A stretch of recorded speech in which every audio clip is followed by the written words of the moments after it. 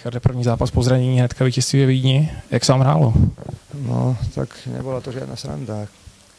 Ale dneska sme odohrali vynikajúci tímový zápas a od prvého do posledného hráča skoro ideálny výkon, takže paráda. No. Ja osobne sa som sa trochu vytrápil ešte, ale manšaft mi pomohol a jeden druhému, každý si pomohol navzájom a myslím si, že sa dalo na to dívať dnes.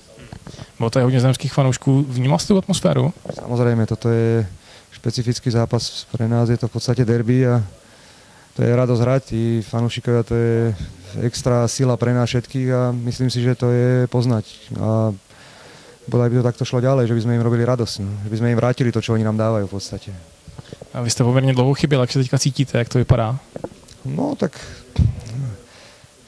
ja to radšej ani nebudem verejne hovoriť, jak sa cítim, ale myslím si, že to bude teraz už len lepšie a lepšie a to je otázka v podstate pár zápasov, aby som sa do toho dostal a už myslím, že zase budem ja potom pomáhať asi tak ostatným, ako oni teraz pomáhajú mne.